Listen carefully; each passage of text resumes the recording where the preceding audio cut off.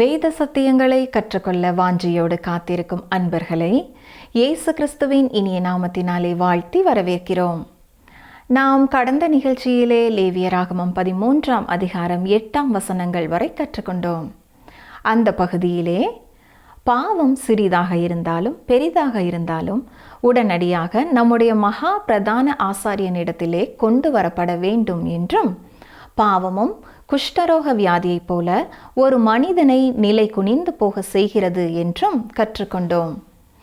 இன்று நாம் லேவியராகமம் 13ஆம் அதிகாரம் 9ஆம் வசனம் முதல் 59ஆம் வசனங்கள் வரை கற்றுக்கொள்ள இருக்கிறோம். இந்த பகுதியிலே மாம்சம் என்பது எதை குறிக்கிறது? நம்முடைய சரீரம் இயற்கையாக தேவனை பிரியப்படுத்துமா? அரிக்கிற குஷ்டம் எவ்வாறு பாவத்தோடு ஒப்பிடப்படுகிறது? விளக்கமாக கற்றுக்கொள்ள தொடர்ந்து எங்களுடன் இணைந்திருங்கள். கிறிஸ்துக்குள் பிரியமானவர்களே, கடந்த நிகழ்ச்சியிலே நாம் லேவியராகமம் 13ஆம் அதிகாரத்தை சிந்திக்க துவங்கினோம். ஒரு மனிதனுக்கு குஷ்டரோகம் வரும்பொழுது ஆசாரியன் அது குஷ்டரோகம் என்று தீர்ப்பது எப்படி, அல்லது சுகம் பெறும்பொழுது அவன் சுத்தமாயிருக்கிறான் என்று தீர்ப்பு சொல்வது எப்படி என்பதை குறித்து சிந்தித்தோம். மட்டுமல்ல, குஷ்டரோகமானது வேத புத்தகத்திலே பாவத்திற்கு அடையாளமாய் சொல்லப்பட்டிருக்கிறது என்றும் பார்த்தோம். இன்று லேவியராகமம் 13ஆம் அதிகாரம் 9ஆம் வசனம் முதல் பார்க்க போகிறோம். 9 முதல் 11 வசனங்கள் வரை வாசிக்கிறேன், கவனியுங்கள். குஷ்டரோகம் ஒரு மனிதனுக்கு இருந்தால் அவனை ஆசாரியனிடத்தில் கொண்டு வர வேண்டும்.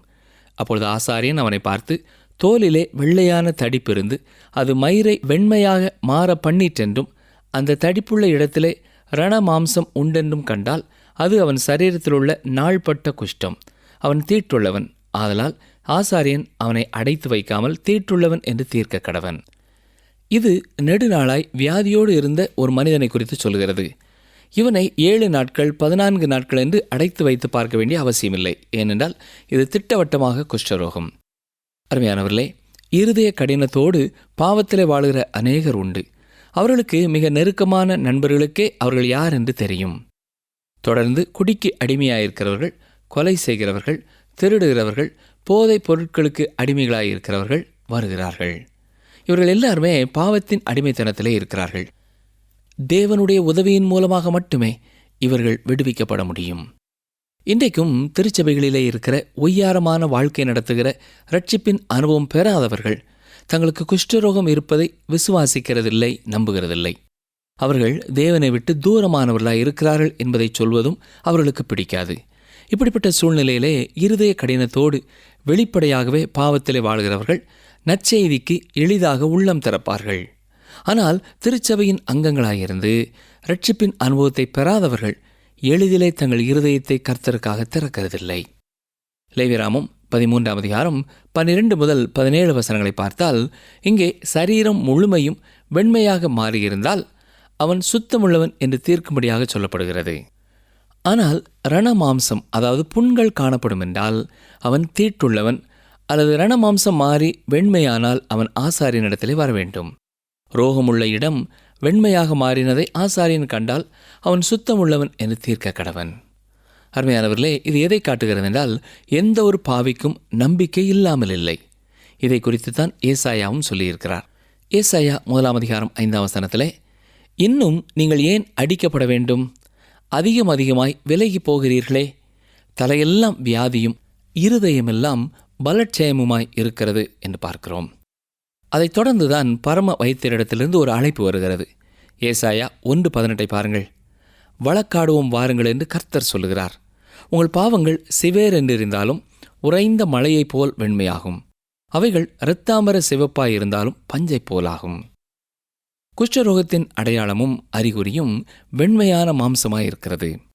வேத புஸ்தகத்திலே மாம்சத்தை குறித்து அதிகமாக சொல்லப்பட்டிருக்கிறது. ஒரு விசுவாசியின் வாழ்க்கையிலே கூட மாம்சம் மேலிட முடியும். யோவான் 6ஆம் அதிகாரம் 63ஆம் வசனத்திலே பார்க்கும் பொழுது மாம்சமானது ஒன்றுக்கும் உதவாது என்று வாசிக்கிறோம். ரோமர் 7ஆம் அதிகாரம் 18ஆம் வசனத்திலே அப்போஸ்தலனாகிய பவுல், என்னிடத்தில், அதாவது என் மாம்சத்தில் நன்மை வாசமாயிருக்கிறதில்லை என்று நான் அறிந்திருக்கிறேன் என்று சொல்லுகிறார். 1 கொரிந்தியர் 1:29 மாம்சமான எவனும் தேவனுக்கு முன்பாக பெருமை பாராட்டாதபடிக்கு அப்படி செய்தார் என்று கூறுகிறார்.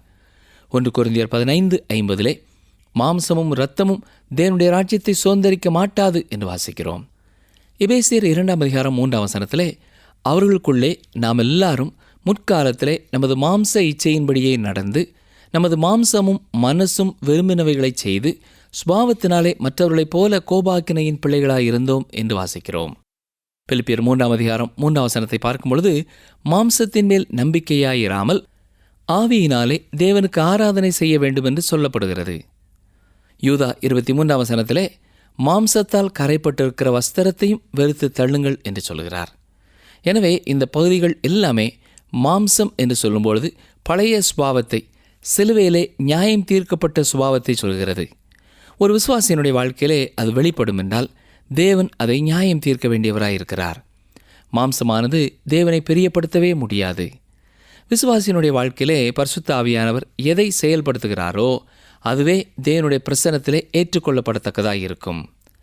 லேவியராமம் 13:18-23 பார்த்தால், யாருக்காவது புண் உண்டாகி ஆறி போயிருக்கும் என்றால் அங்கே வெள்ளை தடிப்பாவது சிவப்பு கலந்த வெள்ளை படராவது இருக்கும் என்றால் அதை ஆசாரியனுக்கு காண்பிக்க வேண்டும். அதை ஆசாரியன் பார்க்கும் பொழுது அது மற்ற இடத்தை விட குழியாகவும் மயிர் வெள்ளையாகவும் மாறியிருக்கும் என்றால் அவன் தீட்டுள்ளவன் என்று ஆசாரியன் தீர்ப்பு செய்வான். அவ்வாறு குழி இல்லாமல் சுருங்கி இருக்கிறது என்று மட்டும் கண்டால் 7 நாள் அடைத்து வைத்து அது தோலிலே அதிகமாய் படரும் என்றால் அவனை தீட்டுள்ளவன் என்று தீர்ப்பான். அந்த வெள்ளைப்படர் அதிகப்படாமல் இருக்குமென்றால் அது புண்ணின் தழும்பு என்று சொல்லி ஆசாரியன் அவனை சுத்தமுள்ளவன் என்று தீர்ப்பான். அருமையானவர்களே, இது நமக்கு கற்றுக் கொடுக்கும் சத்தியம் என்ன? பழைய பாவம் எந்த நேரத்திலேயும் மீண்டுமாக நமது வாழ்க்கையிலே பரவக்கூடிய ஆபத்தை குறித்து சொல்கிறது. தேவனிடத்திலே புதிதாக மனம் திரும்பிய ஒரு மனிதன் ஆண்டவர் எப்படி அற்புதமாக இந்த பாவங்களிலெல்லாம் எனக்கு விடுதலை கொடுத்திருக்கிறார் என்று பேசலாம். ஆனால் அதே மனிதன் ஒருவேளை 5 ஆண்டுகளோ 10 ஆண்டுகளோ கழித்து மீண்டுமாக அதே பாவத்தினாலே இழுப்புண்டு போகவும் வாய்ப்பு இருக்கிறது. ஒரு திருச்சபையிலே ஒரு மனிதன் குடிப்பழக்கத்திற்கு அடிமையாக இருந்தான். ஆனால் கடவுளுடைய கிருபையினாலே அவன் ரட்சிக்கப்பட்டான். இயேசுவே தனது இரட்சகர் என்று சொன்னான். சில காலங்களுக்கு பின்னர் அவன் சுகவீனமாயிருக்கிறான் என்று போதகர் கேள்விப்பட்டார். அவ்வாறு அவனை பார்க்க செல்லும் பொழுதுதான் அவன் வீட்டினுள்ளே சாராய வாடை அடித்தது. சூழ்நிலையை உணர்ந்து கொண்ட போதகரிடத்திலே அந்த மனிதன் அழுதான். ஐயா, நான் பின்வாங்கி போய்விட்டேன் என்று அறிக்கை செய்தான். அப்படிப்பட்ட மனிதனுக்கு ஒருவேளை தண்டனை கொடுக்க வேண்டும் என்று சிலர் சொல்வார்கள். ஆனால் அது எந்த விதத்திலேயும் அவனுக்கு உதவி செய்யாது. அவனிடத்திலே சொல்ல வேண்டியதெல்லாம் அவனுடைய பாவ குற்றத்தை அவன் உணர்ந்தபடியினாலே தேவனால் அதை குணமாக்க முடியும். அவனுக்கு ஒரு இரட்சகர் இருக்கிறார் என்பதைத்தான் நினைவுபடுத்த வேண்டும். அங்கே நின்று அவனை குறித்து குறை பேசி அவனை திட்டுவதனாலே எந்த பயனும் இல்லை. இந்த வேளையிலேயும் அவன் அறிந்து கொள்ள வேண்டியது, இன்னமும் அவனை மன்னிக்கவும் அவனை மாற்றவும் ஒரு இரட்சகர் இருக்கிறார் என்பதைத்தான் நினைவுபடுத்த வேண்டும். மீண்டுமாக புறையோடும் குஷ்டரோகத்தையும் இயேசு குணமாக்குவார். லேவியராமம் 13:24-28 பார்ப்போம் என்றால், ஒருவனுடைய சரீரத்திலே நெருப்பு பட்டதனாலே புண் வந்து ஆறிப்போன இடத்திலே சிவப்பாயாவது வெண்மையாயாவது மாறும் என்றால் ஆசாரியன் அதை பார்க்க வேண்டும். அந்த இடத்திலே முடி வெண்மையாக மாறி நிறம் மாறின இடம் பள்ளமாயிருக்கும் என்றால் அது குஷ்டம் என்று ஆசாரியன் தீர்க்க வேண்டும். ஆனால் அப்படி இல்லை என்றால், குளிந்திராமல் சுருங்கி மட்டும் இருக்கிறதென்றால் 7 நாள் அடைத்து வைத்து அதை பார்க்க வேண்டும். அது மேலும் அதிகமாக படர்ந்தால் அவன் தீட்டுள்ளவன் என்று தீர்க்கப்படுவான். வேறு எந்த மாற்றமும் காணப்படாமல் நிறம் மட்டும் வித்தியாசமானதாக இருக்கும் என்றால் அவனை சுத்தமுள்ளவன் என்று ஆசாரியன் தீர்க்க வேண்டும். இங்கே தீப்பட்ட புண்ணிலிருந்து வரும் குஷ்டரோகத்தை குறித்து வாசிக்கிறோம். இது எதை நமக்கு சொல்கிறது என்றால், சரீரத்தை எப்பொழுதும் கட்டுப்பாட்டின் கீழே நாம் வைத்திருக்க வேண்டும். எப்பொழுதும் அதை கவனித்து கொண்டிருக்க வேண்டும். இல்லையென்றால் எந்த நேரத்திலேயும் அதிர்ச்சி தரும் காரியங்களுக்கு நேராய் அது நம்மை வழி நடத்திவிடும். ரோமர் 6:19 பாருங்கள். உங்கள் மாம்ச பலவீனத்தின் நிமித்தம் மனுஷர் பேசுகிற பிரகாரமாய் பேசுகிறேன். அக்கிரமத்தை நடப்பிக்கும்படி முன்னே நீங்கள் உங்கள் அவயவங்களை அசுத்தத்திற்கும் அக்கிரமத்திற்கும் அடிமைகளாக ஒப்புக் கொடுத்தது போல இப்பொழுது பரிசுத்தமானதை நடப்பிக்கும்படி உங்கள் அவயவங்களை நீதிக்கு அடிமைகளாக ஒப்புக்கொடுங்கள். 1 கொரிந்தியர் 9:27 பவுல் அப்போஸ்தலன் சொல்லும் பொழுது, மற்றவர்களுக்கு பிரசங்கம் பண்ணுகிற நான் தானே ஆகாதவனாய் போகாதபடிக்கு என் சரீரத்தை ஒடுக்கி கீழ்ப்படுத்துகிறேன் என்று சொல்கிறார். கீழ்ப்படுத்தினேன் என்று ஒரு காலத்திலே அவர் செய்த காரியத்தை குறித்து பேசவில்லை. எப்பொழுதுமே தொடர்ந்து அதை ஒடுக்கி கீழ்ப்படுத்துகிறேன் என்று கூறுகிறார். இந்த எல்லா வேத வசனங்களும் நமக்கு சொல்கிறது என்ன? நம்முடைய சரீரமானது இயற்கையாக தேவனை பிரியப்படுத்தும் ஒன்று அல்ல. எந்த நேரத்திலையும் அது தேவனுக்கு விரோதமாய் நம்மை இழுத்து செல்லக்கூடியதே. எனவே நாம் மிக கவனமாய் இருக்க வேண்டும். லேவியராகமம் 13:29-30 வசனங்களை பார்க்கும் பொழுது, ஒரு ஆணுக்காகிலும் பெண்ணுக்காகிலும் தலையிலாவது தாடியிலாவது ஒரு சொறி உண்டானால் அதை பார்த்து அவ்விடம் மற்ற தோலை பார்க்கிலும் பள்ளமும் அதிலே மயிர் பொன்னிறமும் மிருதுமாயிருக்க கண்டால் ஆசாரியன் அவனை தீட்டுள்ளவன் என்று தீர்க்க கடவன் என்று சொல்லப்பட்டிருக்கிறது. இது சொறி குஷ்டம் என்று கூறலாம். நாம் நினையாத இடங்களிலிருந்தும் குஷ்டரோகம் உண்டாகக்கூடும். முடியினாலே மறைக்கப்பட்டிருக்கும் இடங்களிலேயும் அது ஏற்படக்கூடும். அதை உடனடியாக கண்டுகொள்ள முடியாது. இங்கே கவனிக்க வேண்டியது வித்தியாசமான ஒரு காரியமாக இருக்கிறது. அதாவது அந்த இடத்திலே வளர்ந்திருக்கும் முடியானது பொன்னிறமும் மிருதுவுமாயிருந்தால் அங்கே குஷ்டம் இருக்கிறது என்று பொருள். அருமையானவர்களே, இன்றைக்கும் பாவமானது திருச்சபையின் முக்கியமான இடங்களிலேயும், ஓய்வு நாள் பள்ளி ஆசிரியர் கூட்டங்களிலேயும், ஆளுகை குழுக்களிலேயும், ஏன் சுவிசேஷ ஊழிய ஸ்தாபனங்களிலேயும் கூட காணப்படுகிற ஒன்றாயிருக்கிறது. எத்தனையோ விசுவாசிகள் அங்கே இருந்தாலும் உயர் மட்டத்தில் இருக்கும் பாவமானது எல்லாருடைய சாட்சியையும் கெடுத்து போடுகிறது. அதே வேளையிலே இதை குறித்து தீர்ப்பு செய்யும் பொழுதும் கவனமாயிருக்க வேண்டும். அவசரப்பட்டு தீர்ப்பு செய்யக்கூடாது. லேவியராகமம் 13:31-37 வசனங்களை பார்த்தால், சொறி குஷ்டரோகம் இருக்கிற ஒருவனை முதலாவது 7 நாட்கள் அடைத்து வைக்க வேண்டும். பின்னர் அந்த குறிப்பிட்ட இடத்தை தவிர மற்ற இடங்களில் உள்ள முடியானது அகற்றப்பட வேண்டும். மேலும் 7 நாள் கவனிக்க வேண்டும். அப்பொழுது மற்ற இடங்களிலேயும் அது பரவி இருக்கும் என்றால் அவன் தீட்டுள்ளவன். அந்த சொறியானது தோலிலே பரவாமலும் அவ்விடம் மற்ற தோலை பார்க்கிலும் பள்ளம் இல்லாமலும் இருந்தால் அவனை சுத்தமுள்ளவன் என்று தீர்க்க கடவன் என்று சொல்லப்படுகிறது. இங்கேயும் நாம் கவனிக்க வேண்டியது, தீர்ப்பு சொல்லும் முன்னதாக கால தாமதம் செய்து காத்திருந்து உறுதி செய்ய வேண்டும் என்று கூறப்படுகிறது. இது நமக்கு கற்றுக் கொடுக்கும் ஒரு சத்தியம் என்னவென்றால், தேவனுடைய பணியிலே இருக்கும் தலைமைத்துவங்களை குறித்தும் குற்றச்சாட்டுகள் வருமென்றால் அதை மிக கவனத்தோடு நாம் பார்த்து சரியான விசாரணைக்கு பின்னர்தான் எந்த தீர்மானமும் செய்ய வேண்டும். லேவியராகமம் 13:38-39 வசனங்களை பாருங்கள். ஒரு புருஷனுக்காயிலும் ஸ்திரீக்காயிலும் அவர்கள் சரீரத்தின் மேல் வெள்ளை புள்ளிகள் உண்டாயிருந்தால் ஆசாரியன் பார்க்க கடவன். அவர்கள் சரீரத்திலே மங்கின வெள்ளை புள்ளிகள் இருந்தால் அது தோலில் எழும்புகிற வெள்ளை தேமல். அவர்கள் சுத்தமுள்ளவர்கள். இப்பொழுது வெவ்வேறு விதமாக வரக்கூடிய அல்லது குஷ்டரோகத்தைப் போல காணப்படக்கூடிய சரீர மாற்றங்களை குறித்து சொல்லப்பட்டிருக்கிறது. வசனங்கள் 40-44 வரை பார்ப்பீர்கள் என்றால், யாருக்காவது தலையிலே முடி உதிர்ந்து மொட்டையாகும் என்றால் அவர்கள் சுத்தமாயிருக்கிறார்கள். முன்பகுதியிலே மட்டும் முடி உதிர்ந்தால் அவனை அரை மொட்டையன், அவனும் சுத்தமாயிருக்கிறான் என்று சொல்லப்படுகிறது. ஆனால் அந்த முடியில்லாத தலைப்பகுதியிலே சிவப்பு கலந்த வெண்மையான படர் உண்டானால் அது அதிலே எழும்புகிற குஷ்டம் என்று பார்க்கிறோம். இதை ஆசாரியன் பார்ப்பான் என்றால் அவன் தீட்டுள்ளவன் என்று தீர்க்க வேண்டும். அவனுடைய வியாதி அவன் தலையிலே இருக்கிறது. இப்பொழுது 45 வசனத்தை பாருங்கள். அந்த வியாதி உண்டாயிருக்கிற குஷ்டரோகி வஸ்திரம் கிழிந்தவனாயும் தன் தலையை மூடாதவனாயும் இருந்து அவன் தன் தாடியை மூடிக்கொண்டு தீட்டு தீட்டு என்று சத்தமிட வேண்டும். இங்கே ஒரு குறிப்பை கவனித்தீர்களா? குஷ்டரோக வியாதி உள்ளவனுடைய ஆடையானது கிழிக்கப்பட்டதாக இருக்க வேண்டும். அவனுடைய மேல் உதடு வரை அவன் மூடிக்கொண்டு தீட்டு தீட்டு என்று சொல்லி கொண்டு போக வேண்டும். ஏனென்றால் அவன் தொடக்கூடிய யாருக்கும் குஷ்டரோகம் வர வாய்ப்பு இருக்கிறது. அருமையானவர்களே, பாவத்திலே வாழுகிற ஒரு மனிதன் செல்லுமிடமெல்லாம் பாவத்தை மற்றவர்களுக்கு கொடுக்கிறான். பாவம் ஒட்டுவாரொட்டி வியாதி. அது மற்றவர்களையும் பிடிக்கும். ஒரு தகப்பனார் தனது இஷ்டம் போல வாழ அவனுக்கு அதிகாரம் இருக்கிறது. ஆனால் ஒரு அருமையான மகனை அவனோடு கூட நரகத்திற்கு எடுத்துச் செல்ல அவனுக்கு அதிகாரம் இல்லை. ஆனால் இந்த அநேக தகப்பன்மார் இதை செய்கிறார்கள். குஷ்டரோகம் உள்ளவன் தன்னை சுற்றி உள்ள இடத்தை தீட்டாக்குகிறான்.